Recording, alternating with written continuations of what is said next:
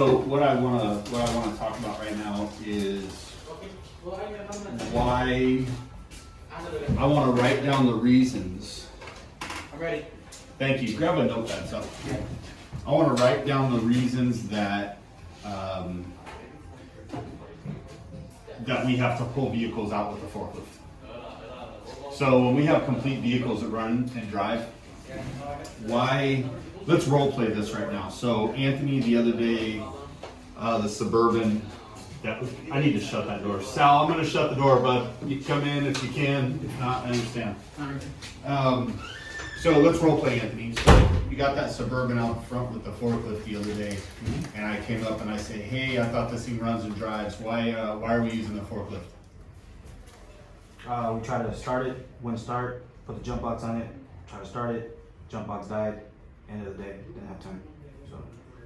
So what is it that makes? How do we solve this problem? We need a good battery. Maybe, hopefully it'll work with a good battery. But I don't even think that, I think something else. Okay. It's like, jump box was fully charged, engine spinning fine, but it just won't start. Won't fire up. Okay. So is there a spot that we can fight to always keep clear in the front where a vehicle like that comes in and we can spend a little time to get it to run if need be, or what is there any way we can solve this problem so that vehicle doesn't have to keep coming out with the forklift? That's the real question.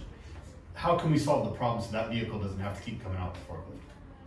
We could trade spots with one of the vehicles that are running. Okay. And use that one, bring that one in and out for right now. Okay, that's a great plan.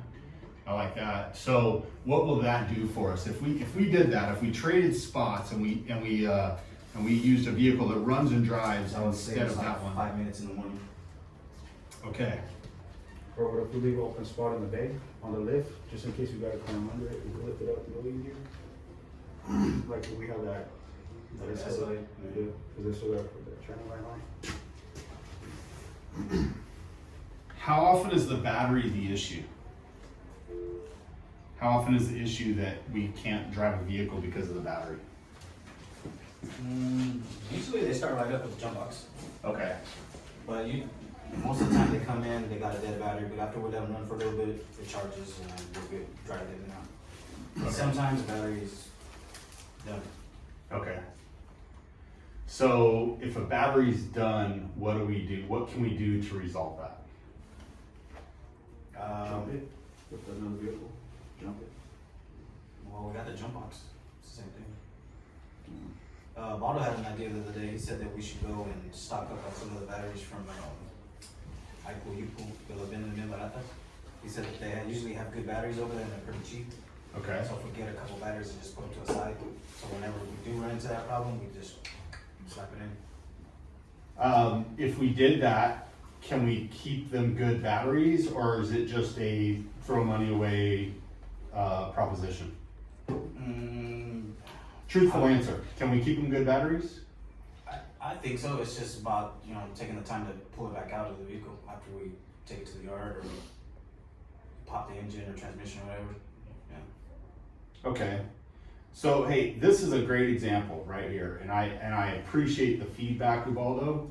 This is an example of a great idea that just goes into outer space and nothing happens with it, right? So I love that idea. So if y'all have ever asked me for something like that that's gonna save us a bunch of time, what is my answer? What does those battery cost? $25? Did I believe? ¿Cuánto cuestan ahí? Como 25, Yeah, like 25 pero bucks. así podemos agarrar, nomás que no tenemos chance de andar buscando, para apenas traer el carro y esa le podemos estar quitando. Como la blanca esa que leí que la servía, pues a esa nomás puedo. And we get good batteries that come in here That's, too. that's what it's saying. That way we just use our batteries. We have good batteries. Yeah. It's just, once we process that vehicle, take it out and put it on the. That's a great point as well. So, not to pick on you, Jose.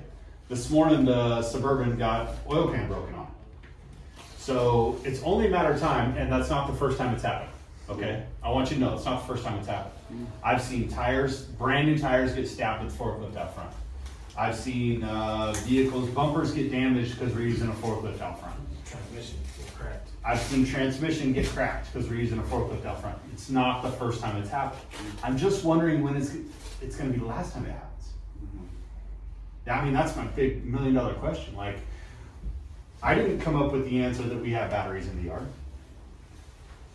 That came from here. I didn't come up with the solution that we buy batteries at I pull, you pull. That came from here. So what I want to go back to here is, in order, so when a company really struggles, okay, so one of the things Brandon Dawson will ask a company when he meets them is he'll say, what's your revenue per year? What's your revenue per year? Okay, so here's an example of our revenue per year. Prior to now, revenue per year, $750. And his next question is, how many employees do you have? Okay, so at the time we're doing $750, number of employees was about 6.5, okay? And I'm gonna use a calculator for this, just to make things a little faster.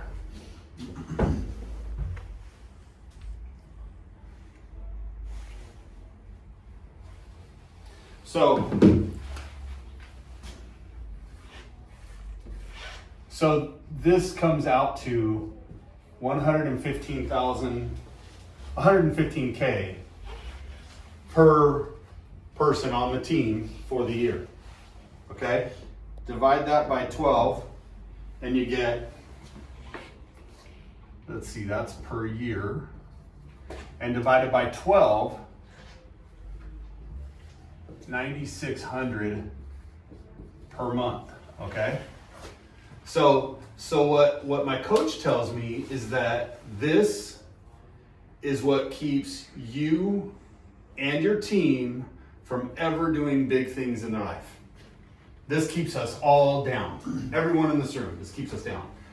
As long as we produce at this number, we will never ever be in a position to give big raises, big bonuses, opportunities. It'll never happen as long as we're in this position.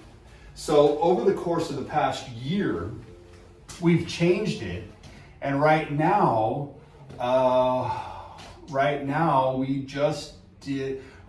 at 12 months, we are at 9 people, and our 12-month number right now is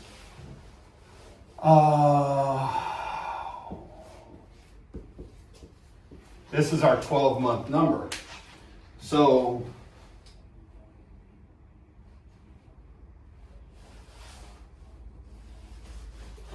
divided by 9. So right now, we're at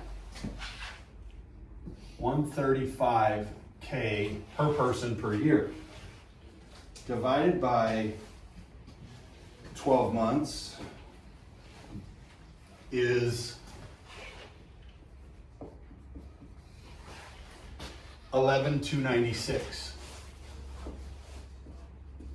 11K per month. So while we're going in the right direction,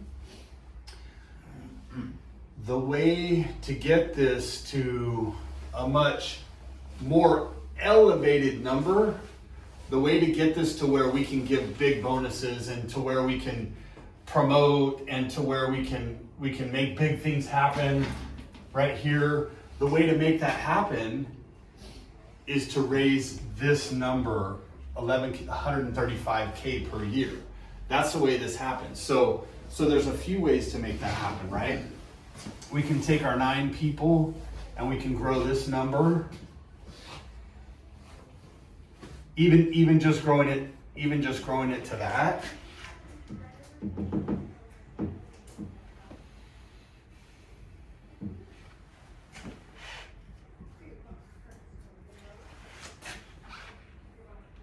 Divided by 12 months.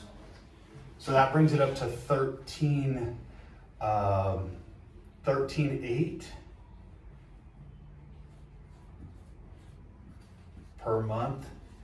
What we need to get this to is 200.